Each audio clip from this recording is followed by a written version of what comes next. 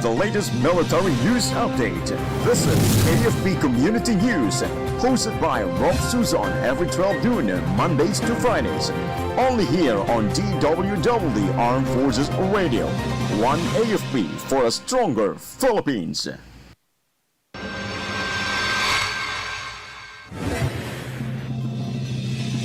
Secretary of National Defense calls for stronger defense, regional cooperation at Westcom's 49th anniversary. Armed Forces of the Philippines joins Ricina Dialogue 2025. PUV modernization program to proceed at a slower pace. Number coding remains amid 3-day transport strike. Good day, everyone, as well as our troops at Camp Emilio Aguinaldo, Quezon City. Today is Tuesday, March 25, and we will bring you the latest news from the Armed Forces and other information around the Philippines. In behalf of Raf Suzon, this is Chai Simbahon for AFP Community News. DWDD Armed Forces News. Defense Secretary Gilberto C. Teodoro Jr. emphasized the need for a stronger national defense posture, enhanced regional engagements, and proactive measure against security threats, particularly in the West Philippine Sea during the 49th founding anniversary of the Armed Forces of the Philippines Western Command at Camp General Artemio Recarte. Secretary Teodoro represented President Ferdinand R. Marcos Jr., where the SND conveyed the Commander-in-Chief's appreciation for Westcom's unwavering efforts in securing the WPS. The activity with the theme Westcom at 49, kaisa sa pagpapanatili ng kapayapaan, pagtatanggol sa ating soberanya at karapatan, at kaunlaran sa kanluran tungo sa bagong Pilipinas, highlighted the command's dedication to safeguarding national sovereignty, territorial integrity, and regional stability. Meanwhile, Secretary Teodoro commended Westcom's steadfast commitment to its mandate amid growing geopolitical challenges. DWDD Armed Forces News. And the Chief of Staff of the Armed Forces of the Philippines, General Romeo S. Browner Jr., participated in the Ricina Dialogue 2025 held in New Delhi, India. The CSAFP's participation in the said event marked the AFP's first ever appearance at the annual Global Forum hosted by the Observer Research Foundation in partnership with the Government of India. The event gathered policymakers, military officials, and experts to deliberate on pressing global issues, particularly in security and defense. Meanwhile, General Browner underscored the AFP's commitment to enhancing military capabilities through collaboration, emphasizing the growing strategic partnership between the Philippines and India. DWDD Armed Forces News. Armed Forces Radio. For other updates, let us hear the details about authorities apprehend 4 Chinese nationals for fraud and smuggling in Cotabato. Go on for the details, Ali. Yes, the authorities apprehended 4 Chinese nationals allegedly involved in fraud and smuggling during a law enforcement operation in Barangay Nueva Vida, Emlang, Cotabato. The combined effort of the Bureau of Immigration, National Bureau of Investigation Region 12, Philippine Drug Enforcement Agency Region 12, and Philippine National Police Emlang Municipal Police Station, with the support from the Joint Task Force Central and the 6th Infantry Campilan Division, resulted in the apprehension of the 4 individuals. The suspects, identified as Liu Dejin, Tang Zhongyi, Tian Pai Wo, and Wang Lianshu, were allegedly engaged in fraudulent activities and smuggling operations at Alpa Household Miscellaneous Chemical Products manufacturing in Barangay Nueva Vida, Emlang, North Cotabato. Meanwhile, the operation highlighted the government's commitment to enforcing immigration laws and ensuring that foreign nationals residing or conducting business in the country comply with legal requirements. This is Aleli reporting for AFP Community News, One AFP for Stronger Philippines. Thank you, Ali. DWDD Armed Forces News. And the Philippine Navy's 3rd Naval Combat Engineer Battalion and the U.S. Army's 523rd Engineering Support Company held a groundbreaking ceremony for the Sitio Mangahan Community Health Center at Rizal, Palawan. The activity was part of the Humanitarian Civic Action Program of Exercise Balikatan 40-2025. Through Balikatan, both forces boost interoperability while directly supporting local needs, ensuring a lasting impact beyond military training. Meanwhile, the initiative emphasizes the strong Philippines-U.S. collaboration, demonstrating their shared commitment to community development. DWDD Armed Forces News. And the crew of BRP Antonio Luna celebrated the ship's 4th commissioning anniversary, highlighting the 4 years of dedication, service, and excellence in safeguarding the nation's maritime interests. In his message as the keynote speaker, Commodore Raul A. Reyes, Philippine Navy, commended the officers and crew for their unwavering commitment to duty, professionalism, and teamwork. The anniversary celebration was not just a reflection of these achievements, but also an opportunity to reaffirm the ship's dedication to its mission and the values that define its crew. Meanwhile, event concluded with a tribute to the men and women who continue to uphold the legacy of FF151. DWDD Armed Forces News. Armed Forces Radio.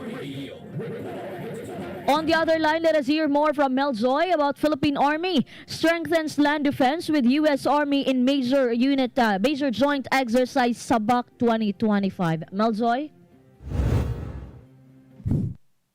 Yes, Jai, the Philippine Army kicked off Salaknib and Balikatan Exercises 2025 or SABAC in a joint opening ceremony led by Army Vice Commander Major General Yodivic B. Ginid at Fort Magsaysay, Nueva Ecija. SABAC 2025 brings together the Philippine Army and United States Army Pacific Forces in a robust joint exercise across key locations in the Philippines. The exercise, designed as a continuous operation, focuses on enhancing combined joint all-domain operations, reinforcing warfighting capabilities, and showcasing a strong bilateral commitment to safeguarding the Philippines' territorial integrity. Aimed at strengthening defense readiness, SABAC 2025 will also provide critical training in humanitarian civil assistance, information operations, counterintelligence, and protection. The Philippine Army continues to develop and enhance its capabilities in partnership with its allies. Through joint exercises like SABAC 2025, the Army further solidifies its readiness to respond to evolving threats and upholds its vital role in the nation's land defense as part of the Armed Forces of the Philippines' broader mission and external security operations. This is Meldry Nesho Arroco reporting for AFP Community News, 1 AFP for Stronger Philippines. Thank you, Mel Joy. DWDD Armed Forces News. And the Naval Forces Northern Luzon through Naval Reserve Center Northern Luzon successfully concluded its Basic Citizen Military Course or BCMC for Class 01-2025 and Class 02-2025 at Batanes State College Amphitheater, Basco, Batanes. A total of 84 participants engaged in comprehensive training. The culmination of the BCMC Class 01 and 02 highlighted NFNL's proactive approach to ensure that the Reserve Force is equipped with necessary skills and mindset required to meet evolving challenges of national defense and community service. Meanwhile, the Basic Citizen Military Course serves as a vital stepping stone for individuals aspiring to serve the country while simultaneously enhancing their personal growth and civic responsibility. DWDD Armed Forces News. For our national news, DWDD National News. the price of fuel went up today, March 25. The per liter price of gasoline rose by 1 peso and 10 centavos. Meanwhile, diesel and kerosene prices increased by 40 centavos. Local oil industry sources said the price markup reflects the global market's reaction to the rising tensions in the Middle East, among other factors. DWDD National News. Armed Forces Radio. Now let us hear a report on the ground about 903rd Infantry Brigade holds comprehensive social benefits program in Bakakay, Albay. Go on for the details, Sena. The the Deputy Brigade Commander of 903rd Infantry Patriot Brigade, Colonel Angelo Z. Lutera, Philippine Army, personally attended the Comprehensive Social Benefits Program 57 Capacity Building Training held at Bakakay, Albay. The 3-day training centered on livelihood development and skills enhancement initiatives designed to uplift the family of AFP and PNP personnel who have dedicated their lives to serving and protecting the nation. By equipping beneficiaries with sustainable opportunities and essential resources, the program aims to strengthen their economic well-being while fostering lasting peace and development within their communities. This is Sana from Sulcom reporting for AFP Community News, 1 AFP for Stronger Philippines. Thank you, Sena. DWDD National News. And the Department of Transportation has announced a shift in the implementation of the government's Public Utility Vehicle Modernization Program. The OTR said the program will proceed at a slower pace following reports of low consolidation numbers. The PUVMP requires individual PUV operators to consolidate into cooperatives or corporations as a prerequisite for fleet modernization. However, many drivers and operators have expressed concerns over financial difficulties and the perceived lack of government support.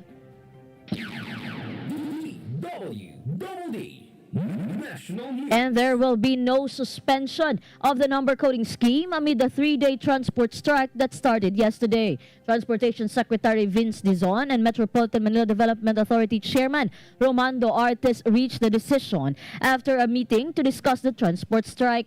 Artis said the effect of the transport strike is minimal, but the flow of traffic will be heavier without coding. He then emphasized that the MMDA is deploying vehicles to provide free rides to affected commuters. DWDD National News. Armed Forces Radio.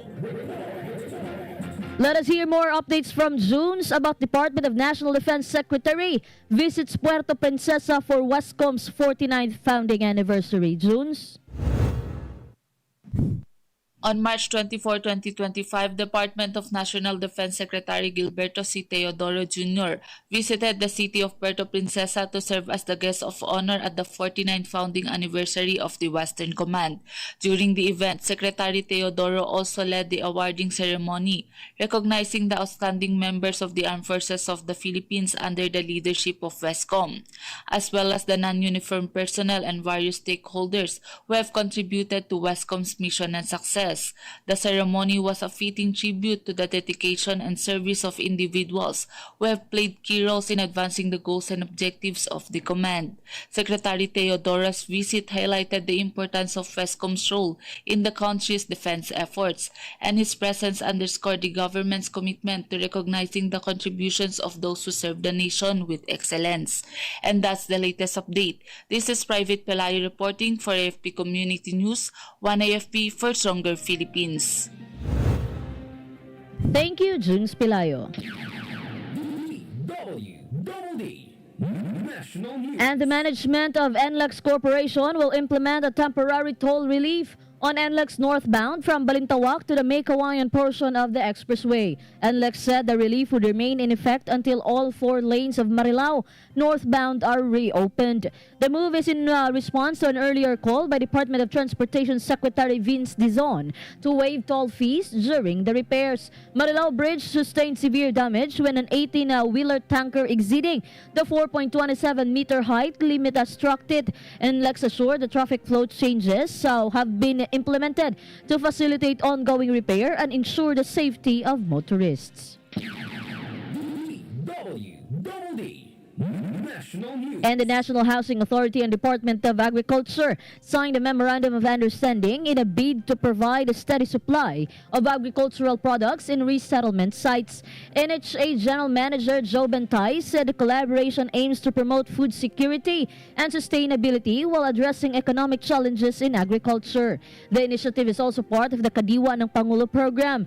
The NHA chief also thanked the DA for supporting the mission of the agency in bringing government services accessible to the resettlement sites. DWDD National News. Armed Forces Radio. And we have a report coming in from Gina about 15th IB facilitates turnover of livelihood support to FRs. Gina? 15th Infantry Molave Warrior Battalion, in collaboration with the local government unit of Hinubaan and the Department of Social Welfare and Development, facilitated the distribution of financial assistance to 5 former rebels held at the Battalion Rear Command Post in Barangay Tiling, Kawayan, Negros Occidental. The said initiative is part of the government's continuous support in strengthening their livelihood initiatives. Each beneficiary received 5,000 pesos in cash assistance, which was handed over by the head of the Municipal Social Welfare and Development Office of Hinubaan. Meanwhile, 15th IB Officer in Charge, Lieutenant Colonel Elmar El Salvador, reaffirmed the battalion's commitment to assisting FRs in their transition to a sustainable livelihood. This is Gina reporting for AFP Community News, 1 AFP for Stronger Philippines. Thank you, Gina. DWDD National News. The Commission on Elections has deposited for safekeeping the source codes or the voting software program that will be used in the May 12 midterm elections in the main vault of the Bangko Sentral ng Pilipinas. The deposit was done yesterday following the signing of the escrow agreement between COMELEC Chairman George Erwin Garcia and BSP Officer in Charge Elmore Capule. Garcia said 3 sets of codes were deposited in the BSP vault. The first set is for the automated counting machines. The second is for the election transmission system, and the third is for the first ever internet overseas voting system. DWDD National News. And the Commission on Elections Chairman George Erwin Garcia allayed fears about the so-called Dagdag Bawas scheme in the upcoming May 2025 election. Garcia assured the public that manipulation during an automated election is impossible. He cited that since 2010, not a single precinct has been proven to have any discrepancies. The COMELEC chief also explained that aside from printing the election returns that will be posted outside the polling places, they will also be able to confirm that the transmitted and printed votes are accurate. DWDD National News. Armed Forces Radio. More updates from Angel about 6th Infantry Division intensifies campaign against loose firearms. Angel? The 6th Infantry Division and Joint Task Force Central, in collaboration with the Joint Normalization Committee and other government agencies, continues to intensify its small arms and light weapons or SALW management program campaign in Maguindanao del Norte. This was after 38 loose firearms were surrendered at the 34th Infantry Battalion headquarters at Barangay Salunayan, Midsayap, North Cotabato from the Special Geographic Area. 602nd Infantry Brigade Commander Brigadier General Ricky Bunayog commended the 34th IB for its information and education campaign regarding the SALW management program. Meanwhile, Joint Task Force Central and 6ID Commander Major General Donald Gumiran underscored the importance of SALW that aims to achieve a long-lasting peace in the region. This is Angel Cruz Camomot reporting for AFP Community News, 1 AFP for Stronger Philippines. Thank you, Angel. More updates from Shah about 4th Special Forces Battalion holds a joint opening ceremony for 3 military training courses. Shah? Battalion held a joint opening ceremony for 3 critical military training courses: the NCO Leadership Training Class 01 2025, Intelligence Collection Training Class 01 2025, and the CAA-1 Refresher Training Class 07 2025. The NCO Leadership Training convened 10 students that will be responsible for leading and mentoring the 50 students of the CAA-1 Refresher Training. Both NCO leadership training and the CAA-1 refresher training will run for 25 training days, while the intelligence collection training, which gathered 9 students, will run for 5 intensive days. Meanwhile, the 4SF Battalion Commanding Officer, Lieutenant Colonel Adolf Ian M. Garceron, Philippine Army, emphasized the importance of training programs in strengthening the unit's operational readiness. This is Shaina Raneta reporting for AFP Community News, one AFP for a stronger Philippines. Thank you, Shaina. DWDD National News. And President Ferdinand Marcos Jr. urged the newly appointed members of the Bangsamoro Transition Authority to uphold their responsibilities with integrity as the aspirations of their people rest on their hands. Marcos said this as he administered the oath of the newly appointed BTA members in Malacanang. The President emphasized that these officials will be instrumental to create a future built by and for the Bangsamoro people. Marcos also underscored the importance of integrity and accountability in public service, reminding the appointees that their names and the hopes of the constituents are at stake. DWDD National News. And the deportation of foreign fugitives involved in Philippine offshore gaming operators. Related crimes would only be carried out using direct flights. This is to ensure the return of deportees to their respective countries as origin. BI Board of Commissioners Resolution 2025-002 officially banned the deportation flights with layovers for foreign fugitives involved in crimes linked to Pogo. Immigration Commissioner Joel Anthony Viado on Monday said the new policy aims to address a critical loophole that Pogo deportees have exploited to avoid returning to their countries of origin. DWDD National News. Armed Forces Radio. Let us hear from Junes about Western Command marks 49th anniversary with West Philippine Sea Advocacy Concert and Spoken Poetry Competition. Junes?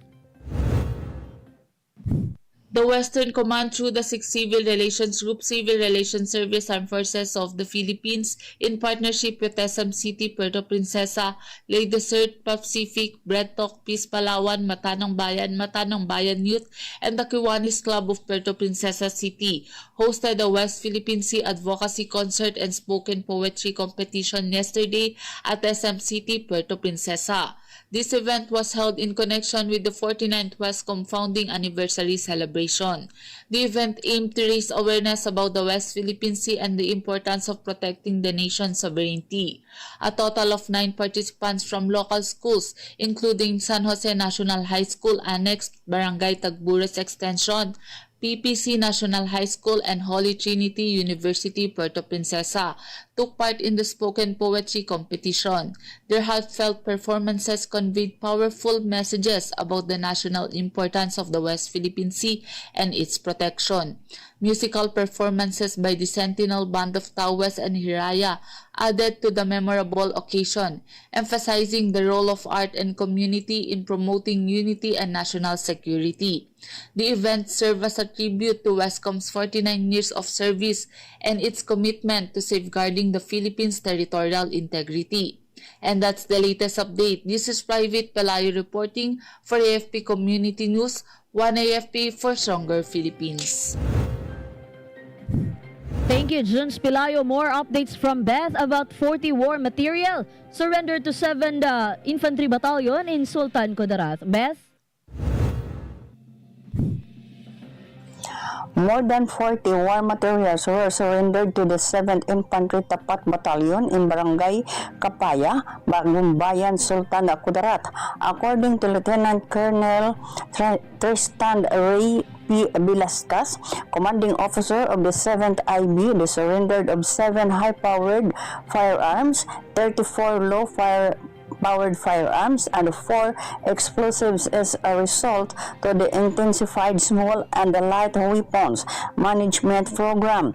The said material were voluntarily surrendered by the barangay officials and the local leaders from different areas of the province. Meanwhile, 6th Infantry Division and Joint Task Force Central Commander Major General Donald N. Gumeran, Philippine Army, highlighted that the successful surrender for war materials has a step toward a more peaceful Sultan Kudarat.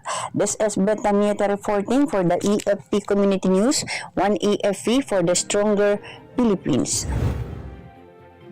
Thank you, Beth Daniete.